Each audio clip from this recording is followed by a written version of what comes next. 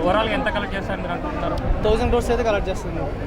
ఎందుకంటే Prabhas market 500 crores ఉంది కాబట్టి ఈజీగా 1000 కలెక్ట్ చేస్తుంది. అంటే బాహుబలి రికార్డ్స్ బ్రేక్ చేయాలంటారా? అదైతే బ్రేక్ వచ్చాను చాలా అంటే బాహుబలి 2ను మించిన సినిమా 200% అవుతుంది. అవుదా? 200%. అంటే కల్కి 2కి ఛాన్సెస్ ఉన్నాయంటారా? అంటే స్కోప్ ఎలా ఉంది కల్కి 2కి? కల్కి 2 అంటే లాస్ట్లో హైప్ ఇచ్చి వదిలేశారు కాబట్టి బాగానే ఉంది. బట్ కల్కి 2 అనేది డిపెండ్స్ ఆన్ నాగేశ్వర. ఓకే, ఓవరాల్గా ఇందులో హీరోయిన్ దిశా పటాని రోల్ ఎలా ఉందండి? అది చాలా మైన్యూట్ రోల్. అది కూడా కెమెరా లాగా ఉంటుంది. 2 minutes ఉంటుంది, అయిపోతుంది సేమ్. అంతేనా? సో ఇందులో మెయిన్ హీరోయిన్ అంటే ఎవరు చెప్తారు?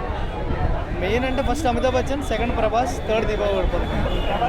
హైలైట్స్ ఏంటంటే హైలైట్స్ వచ్చి Amitabh Bachchan and Prabhas both are highlight and Bujji. అంటే 3 hours అంటే మనకి కొంచెం ఇబ్బందికరంగా ఉంది అంటున్నారు కదా, సో మీకేమనిపించింది? అంటే ఫస్ట్ హాఫ్లో కంటెంట్ తక్కువ, కొంచెం స్లోగా ఉంది వెళ్ళింది. సెకండ్ హాఫ్లో మంచి మూవీ అంతా కంటెంట్ అంతా సెకండ్ హాఫ్లోనే ఉంటుంది.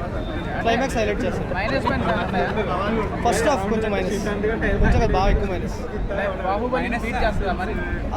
బాహుబలి రికార్డ్స్ని బీట్ చేయడం చాలా కష్టం. అంటే కల్కి నుంచి ఏం ఎక్స్పెక్ట్ చేయొచ్చు మనం? జెన్యూన్ రివ్యూ అంటే ఒక టాలీవుడ్ డైరెక్టర్ ఇంత రేంజ్లో తీయడం అనేది ఒక ఎపిక్. సో దాన్ని బేస్ చేసుకొని మనం చెప్పచ్చు. మహాభారతం సీక్వెన్స్ ఎట్లా అనిపించింది? మ్యాచ్ చేశాడు ఫైనల్గా అయితే, మొత్తం మ్యాచ్ చేసి చేశాడు. క్యారెక్టర్స్ అన్ని కూడా మ్యాచ్ చేసి చేశాడు.